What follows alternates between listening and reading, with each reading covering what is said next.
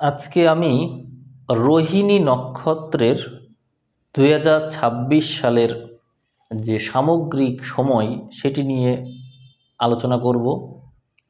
রোহিণী নক্ষত্র হচ্ছে বৃষ রাশির একটি নক্ষত্র। এটি হচ্ছে 4 নম্বর নক্ষত্র। তো আসলে এই চ্যানেল থেকে এই নক্ষত্রটির যাত্রা খুব বেশি দিন না।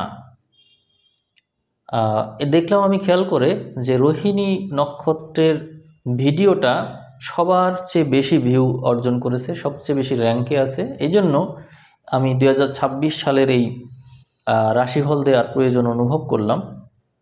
তো যারা বেশি দর্শক যেখানে, সেই ভিডিও তো দিতেই হবে। তো রোহিণী নক্ষত্রের সময়টা 2026 সালে কেমন যাবে আশা করব আপনারা ধৈর্য সহকারে শুনবেন। আমার কাছে যে তথ্য আছে সেখান থেকে আমি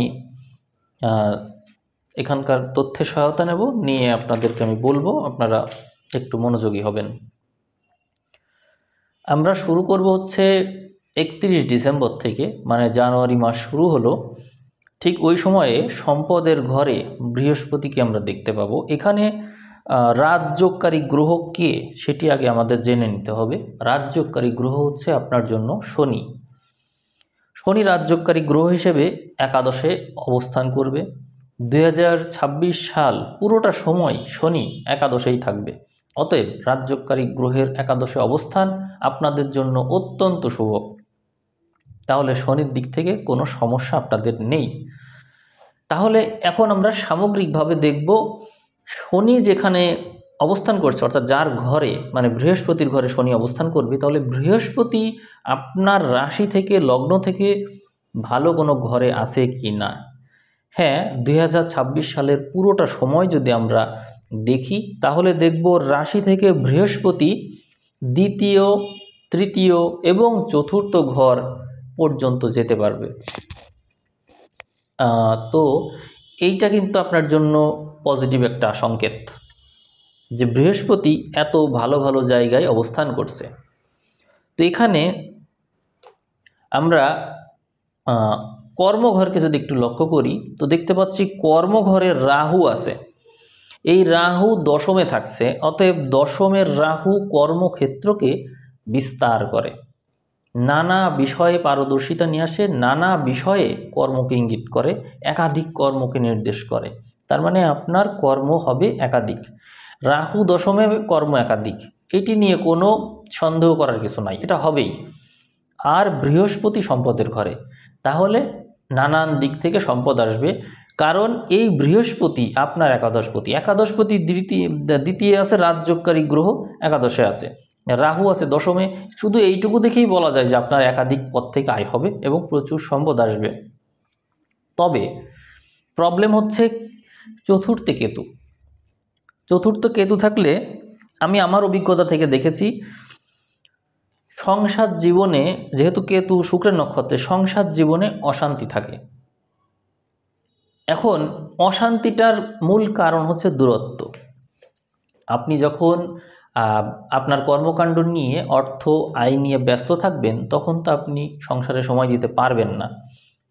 তো সেক্ষেত্রে যেটি হয়, এই দূরত্ব বৃদ্ধি পায়, কেতুর কারণে দূরত্ব বৃদ্ধি পায়, ভুল বোঝাবুঝির সৃষ্টি হয়। আমার পরামর্শ হচ্ছে, এখানে আমি যেটি পাচ্ছি, এক সংসারে দুইজনই ইনকাম করে, দুইজন বিচ্ছিন্ন থাকলেও দুইজনই ইনকাম করছে, এটা ভালো। কেতু এগুলো নির্দেশ করে। সেই ক্ষেত্রে আপনাদের আয় জমবে, আপনারা বিনিয়োগ করতে পারেন, আপনারা সঞ্চয় করতে পারেন, এই প্রবণতা থাকলো। এবং সেই সাথে আপনাদের এই অর্থকে আপনারা বাড়ি তৈরির কাজে লাগাতে পারেন, মানে স্থায়ী কোনো বিনিয়োগ, বাড়ি তৈরি করতে পারেন বা গাড়ি কিনতে পারেন, এরকম বিশেষ কিছু হতে পারে, ক্রয় করার বিষয় আসছে। আর যদি এই ইতিবাচকতা না হয় তাহলে সম্পর্ক ভেঙে যেতে পারে। ভেঙে যাওয়া কীরকম, এইটাও আর একটু অদ্ভুত। সম্পর্ক আছে, একজনের আরেকজনকে মনেও পড়ে কিন্তু কথা হয় না, দূরত্ব তৈরি করে রাখা, এই বিষয়টা ঘটতে পারে এই 2026 সালে। তাহলে আপনারা মিলিয়ে দেখবেন যে আপনাদের সাথে কোনটা ঘটছে, আর্থিক বিষয় নাকি সম্পর্কের বিষয়, যে কোনো একটা ঘটবে। আর আরেকটা বিষয় আমি দেখছি, সেটা হচ্ছে আপনার যে রাশি, সেই রাশি থেকে অষ্টম ঘরে মাসের শুরুর দিকে অনেকগুলো গ্রহ থাকবে। ফলে বছরের শুরুটা হবে অসুস্থতা, বিপদ আপদ এগুলো দিয়ে, এবং এই বিপদ আপদগুলো একটু ভিন্ন ধরনের। সেটি কীরকম? আপনার সামনে চ্যালেঞ্জ আসবে, এবং ওই চ্যালেঞ্জ যদি আপনি মোকাবেলা করতে পারেন তাহলে আপনি অনেক অর্থ পাবেন, আর যদি মোকাবেলা না করতে পারেন তাহলে অর্থ ব্যয় হবে। এটা দুই ধরনের মানুষের তাহলে এখানে উৎপত্তি হলো দুই ধরনের। এক ধরনের মানুষ ব্যয় করবে, আর এক ধরনের মানুষ এখান থেকে আয় করবে। আশা করি আপনারা এই বিষয়টা বুঝতে পেরেছেন। কেন হচ্ছে আমি তার ব্যাখ্যা দিচ্ছি। দেখুন, এই ধনুতে অনেকগুলো গ্রহ মাসের 2026 সালের শুরুর দিকের কথা আমি বলছি। মঙ্গল, শুক্র, রবি, বুধ সবাই এখানে, যেটি আপনার রাশি থেকে অষ্টম ঘর। এবং এই যে গ্রহগুলো এখানে আছে, এই ঘরের অধিপতি হচ্ছে বৃহস্পতি। তাহলে বুঝতেই পারছেন যে এখানে বৃহস্পতির দৃষ্টিও আছে, তার মানে এই ঘরটা শক্তিশালী। এবং বৃহস্পতি একই সাথে অষ্টম দ্বিতীয়পতি, অষ্টম একাদশপতি এবং আছে সম্পদের ঘরে। ফলে বৃহস্পতির দৃষ্টি থাকার কারণে বৃহস্পতি কিন্তু বিষয়টাকে নিয়ন্ত্রণ করে রেখেছে। অতএব হতে পারে যে আপনি ওষুধের পিছনে ব্যয় করলেন, হতে পারে আপনি অন্য কারোর অসুস্থতার জন্য ব্যয় করলেন, আবার এমনও হতে পারে যে আপনি বাড়ি নির্মাণ করার জন্য, সম্পর্ক গঠন করার জন্য, মানে কাউকে সন্তুষ্ট করার জন্য ব্যয় করলেন, হতেই পারে এমন। কিন্তু এই ব্যয়টা হবে, সেটি আপনি কোন পথে কিভাবে ব্যয় করবেন সেটি আপনার বিষয়। তবে এখানে আমি আপনাদেরকে একটা বিষয় সতর্ক করতে পারি, সেটি হচ্ছে যেহেতু এইখানে যে গ্রহগুলো আছে তারা শুক্র এবং কেতু এই সমস্ত গ্রহকেই নির্দেশ করছে। শুক্র চতুর্থে, কেতু চতুর্থে শুক্রের নক্ষত্রে, আর এই শুক্র এখানেই আছে, এই অষ্টমেই আছে। আর শুক্র জন্ম সময় আপনার লগ্নপতি, শুক্র ষষ্ঠপতিও বটে। অতএব আপনি রোগ ব্যাধির কারণে ব্যয় করতে পারেন, অথবা আপনার নিজের ডেভেলপমেন্টের জন্য ব্যয় করতে পারেন। এই দুটো যে কোনো একটা করতে পারে। আবার এর সাথে সাথে এটা ষষ্ঠপতি ও ঋণের বিষয় থেকে যায় এখানে, এইটা আর কি। তো যারা চাকরি বাকরির জন্য চেষ্টা করবে তাদের অনেকেই, যেহেতু এটি ষষ্ঠপতি, অনেকেই এই সময়ে হার্ড অ্যান্ড সোল ট্রাই করবে, মানে প্রাণপণ চেষ্টা করা থাকে না, মরণ কামড় বলে একটা কথা আছে, সেই বিষয়টা এখানে চলে আসলো। অর্থাৎ এই বছরের শুরুতেই আপনি মরণ কামড় বলে যে বিষয়টা আছে সেইটা দিবেন, কারণ অষ্টমস্ত গ্রহরা মৃত্যু যন্ত্রণা দিয়ে থাকে। আবার এই যন্ত্রণাগুলো অনেকে নিজে থেকেই তৈরি করে নেয়। এমনও মানুষ আছে দেখবেন যে কোথাও যাচ্ছে না, নিজের মতো এক জায়গায় নিবদ্ধ হয়ে সে তার কাজে নিমগ্ন আছে। তো কেতু যেহেতু চতুর্থে, আপনি কারোর সাথে মেশার মতন মানসিকতা আপনার থাকবে না। আপনি মনে করবেন যে আমাকে কিছু একটা করতেই হবে, এই যে মানসিকতা। এবং বিপরীতে বৃহস্পতি আর ওই যে শনি বললাম, শনির যে প্রভাব, সেই শনির কারণে আপনার জীবন বদলাতে বাধ্য, কারণ শনির একটা প্রভাব সবসময় থাকছে। আশ্চর্যের কথা হলো এই যে এতগুলো গ্রহ এক জায়গায় হচ্ছে, সেখানে শনির দৃষ্টি রয়েছে বৃহস্পতির দৃষ্টি। তো আপনার তো খারাপ হতেই পারে না আপনার সাথে। এদিকে রাহু কর্মক্ষেত্রে থেকে আপনাকে কর্মব্যস্ত রাখবে, এবং রাহু থাকবে নিজের নক্ষত্রে। অতএব যে কাজই আপনি করবেন টেকনিক্যাল বুদ্ধি অ্যাপ্লাই করবেন, কৌশল অবলম্বন করবেন, দেখবেন অতি দ্রুত সফল হবেন। তো আমি বছরের শুরুটা করে দিলাম। বছরের শুরুটা হতেই অন্তত 9-10 মিনিট লেগে গেল, কোনো ব্যাপার না। এখন আমরা স্টার্ট করে ফেলেছি, এখন সামনে সব কিছু স্মুথলি চলতে পারবে। যেমন এখানে জানুয়ারির মাসের শেষ হলো, অর্থাৎ ফেব্রুয়ারি শুরু হলো। সেখানে মেজর যে প্ল্যানেটগুলো আছে, শুক্র, মঙ্গল, রবি, বুধ, সবাই এখন চলে গেল আপনার নবমে, মানে ভাগ্য ঘরে। তো নবম মানেই ভাগ্য ঘর। সুতরাং আমি যে বলছিলাম হার্ড অ্যান্ড সোল ট্রাই করেছেন, তারা এত বেশি প্রচেষ্টা করেছেন এবং এত বেশি সাধনা করেছেন যে পরবর্তীতে ভাগ্য ক্ষেত্রে এতগুলো গ্রহ এসেছে যে এখান থেকে আপনাকে কোনো কিছু না দিয়ে যেন তারা যাবেই না। অতএব আপনার এই সময়ে প্রাপ্তি যোগটা অত্যন্ত শুভ। বড় চাকরি পাওয়ার যোগ। নবমে গ্রহ থাকা কিন্তু সহজ কথা না। নবমে গ্রহ থাকলে মানুষ বিদেশ বিদেশ যায়, অনেকের বিদেশ ভাগ্য এখানে অত্যন্ত শুভ হয়ে উঠবে। এখানে মঙ্গল তুঙ্গি হচ্ছে, মঙ্গলের এখানে এই সময় অবস্থান করবে, অতএব মঙ্গলের তুঙ্গস্থ ঘর এটা। তাহলে আপনারা কারা বিদেশ যাবেন, কারা নিজের ভাগ্যকে ডেভেলপ করবেন, কারা উচ্চ পদে প্রমোশন পাবেন, তারপরে কারা উচ্চ শিক্ষার উদ্দেশ্যে ডিগ্রি নিতে যাবেন, সেটা আপনারাই নির্ধারণ করবেন। কিন্তু নবমে আছে গ্রহ মানে আপনি কিছু না কিছু অবশ্যই পাবেন, এটি বলা যায়। মানে আপনার জন্য সময় সময় আপনার জন্য প্রস্তুত আছে, আপনি কি করবেন সেটি আপনি সিদ্ধান্ত নেবেন। আর এইদিকে ফেব্রুয়ারি মাসের শেষের দিকে চলে গেলাম, মানে মার্চ মাসে শুরু হলো। সেই ক্ষেত্রে এই সমস্ত গ্রহ চলে আসছে আপনার দশমে। দশম ঘর মানে তো বোঝেনি, কর্মঘর। সেখানে শুধু রাহু ছিল বলে আমি বলেছিলাম কর্মক্ষেত্র ব্যাপকভাবে প্রভাবিত হবে এবং একাধিক কর্ম হবে।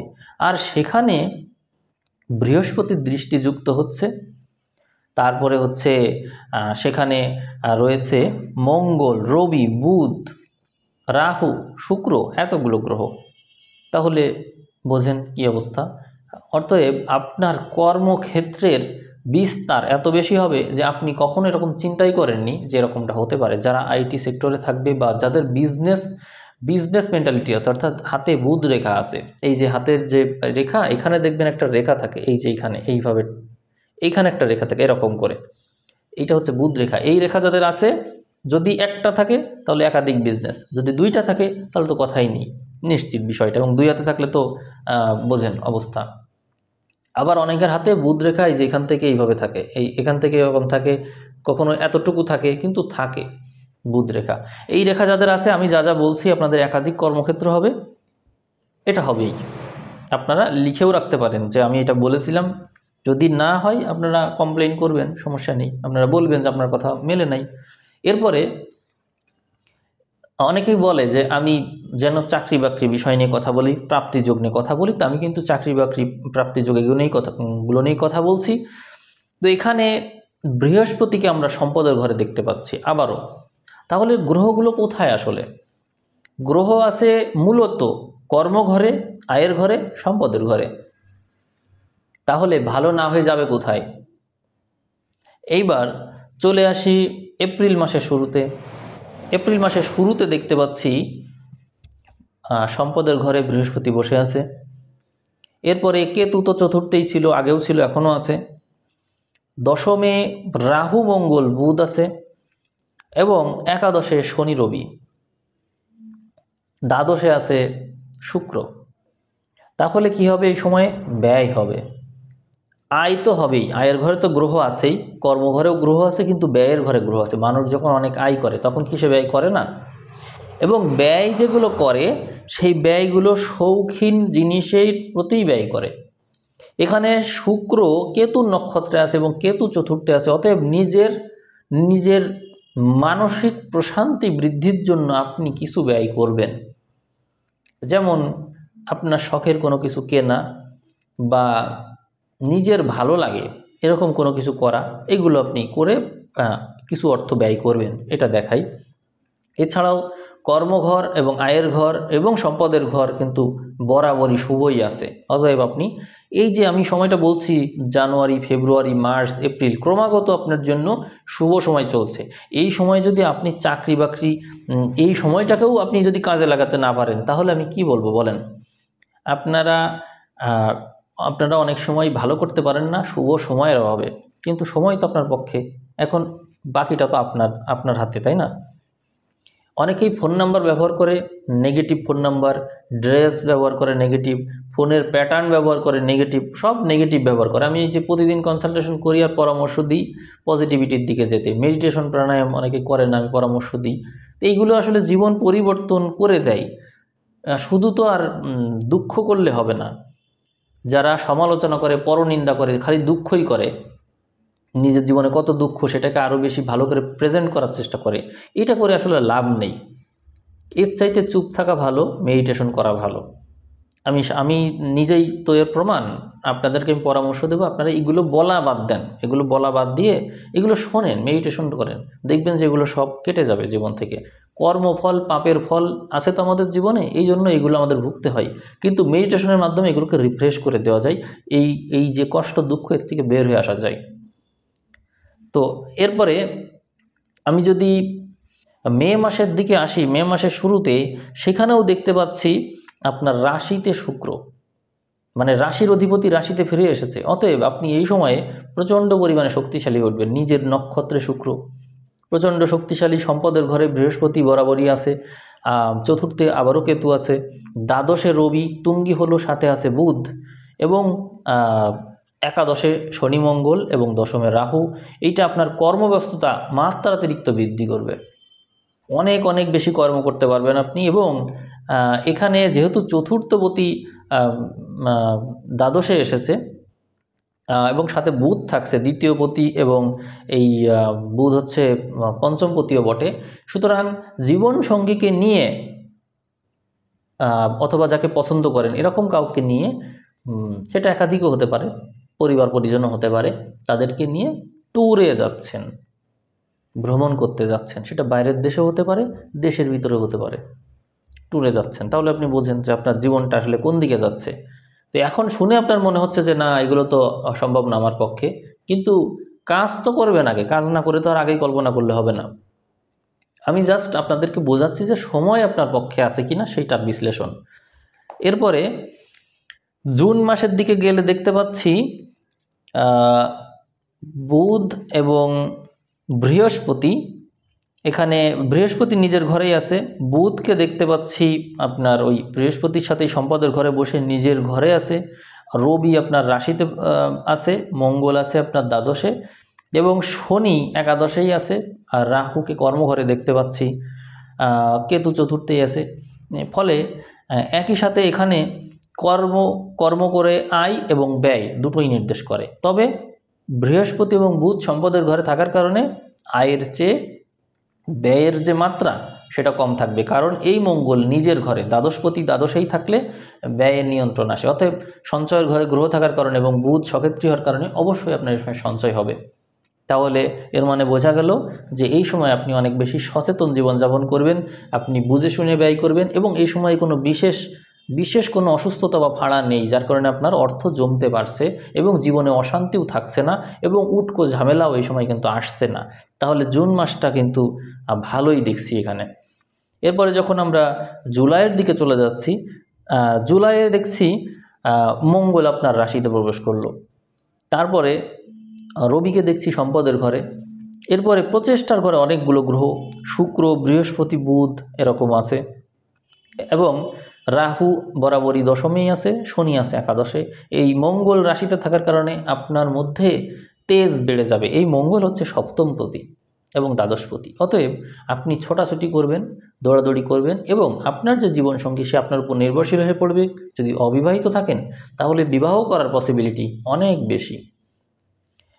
এখানে তৃতীয় ঘরে অনেকগুলো গ্রহ থাকার কারণে আপনার প্রচেষ্টা বল মাত্রাতিরিক্ত বেড়ে যাবে, এবং চাকরি বাকরির ক্ষেত্রে যারা চেষ্টা করছিল তাদের প্রচেষ্টা অনেক বেড়ে যাবে, এবং যারা হাতের কাজ করে সাইড ইনকাম করতে পারে যারা, তাদের অ্যাবিলিটি অনেক বেশি থাকবে। যারা নিজেরা হচ্ছে বিজনেস করে এবং যারা হচ্ছে উদ্যোক্তা, তারা অনেক ভালো করবে, তাদের সময়টা এখানে অনেক ভালো দেখায়। এরপরে দেখতে পাচ্ছি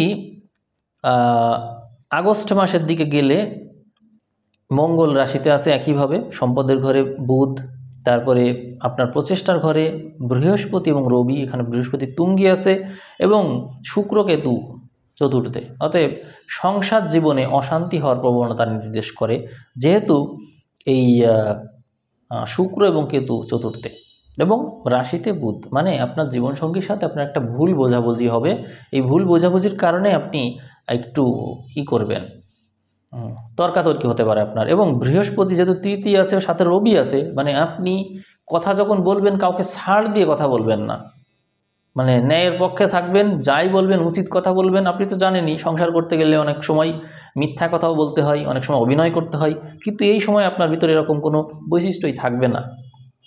কোন সময় থাকবে না আমি আবারও মনে করাই, আগস্ট মাসের শুরুর দিকে। তো এটা আমি যে টাইমটা বলছি এটা তো জাস্ট একটা টাইমের বলছি, এর সামনে আগ পাশ হতে পারে, টাইমটা এগোনো পেছনো হতে পারে, কারণ হচ্ছে জাস্ট একটা দিনের হরস্কোপ আমার সামনে আছে, এই জন্য বলছি। আমি তো সামনে মাসের হরস্কোপ দেবই। তো তাহলে বুঝতে পেরেছেন যে এই সময় আপনাদের মূলত সমস্যা হবে রিলেশনশিপ নিয়ে, আর বাকিটা ভালো, কর্মক্ষেত্রে ভালো যদি রিলেশনশিপকে মেনটেন করতে পারেন তবে। এবং কর্মক্ষেত্রে অবশ্যই আপনাকে সাবধানে কথা বলতে হবে, না হলে কর্মচ্যুতিও কিন্তু ঘটতে পারে। এরপরে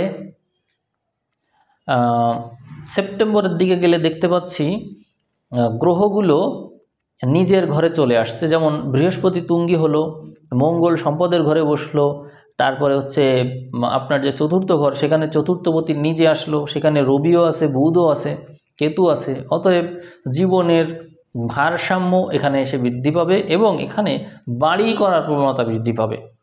এই মাসটা আপনার আগের মাসের চেয়ে যথেষ্ট ভালো এবং এই সময়ে আপনার সম্পদ কাজে লাগানোর প্রবণতা বেশি থাকবে, সম্পদ বৃদ্ধি পাবে, বিজনেস থেকে প্রচুর আয় নির্দেশ করে। এখানে যারা বিজনেস করবে তাদের জন্য খুবই ভালো হবে এই সময়টা। আর চাকরির জন্য এই সময়টাও ভালো, তবে চাকরি করার ক্ষেত্রে বড় চাকরির জন্য আপনারা চেষ্টা করবেন, কারণ এটা বড় চাকরিকেই নির্দেশ করে। এরপরে যখন আমরা অক্টোবরের দিকে যাব, অক্টোবরেও সময়টা ভালো, তবে এখানে একটু উঠাপড়া থাকবে, কারণ হচ্ছে সামনে রবি নিঃস্ত হতে যাচ্ছে এবং এখানে বৃহস্পতি এবং মঙ্গল একত্রে আছে। আপনার মন মেজাজ কখনো গরম হবে, কখনো ঠান্ডা হবে, তবে প্রচেষ্টা বল থাকবে অসাধারণ, যার কারণে নিজের বুদ্ধিমত্তা খাটিয়ে ভালো করতে পারবেন। তবে রোগ ব্যাধির প্রবণতা বেশি থাকবে এই সময়, আপনার অপারেশন, ফাড়া, তারপরে ফোড়া বা নানা রকমের যে বিপদ আপদ হয়ে থাকে এগুলোর প্রবণতা বেশি থাকবে। দৈবভাবে বেঁচে যাবেন কিন্তু কিছু ক্ষয়ক্ষতি হওয়ার সম্ভাবনা থাকবে। আমরা যখন অক্টোবর থেকে নভেম্বরের দিকে যাব সেখানে দেখতে পাচ্ছি বিপদ আপদের মাত্রা একটু বেশি। তো সেই ক্ষেত্রে আপনি চেষ্টা করবেন সাবধানে থাকা। সব সময় তো একটা মানুষের ভালো যেতে পারে না, আপনার জন্য আমি নভেম্বর মাসকে নেগেটিভ হিসেবে ধরছি। এই সময়ে একটু মানে 15 দিন আগে গেলেন, 15 দিন পিছনে গেলেন, জাস্ট একটা মাস নভেম্বর মাস, অক্টোবরের 15 থেকে নভেম্বরের 15 এই পর্যন্তও ধরতে পারেন। এই টাইমটা আপনার বিপদ আপদের সম্ভাবনা সবচেয়ে বেশি থাকবে এই বছরের মধ্যে। এরপরে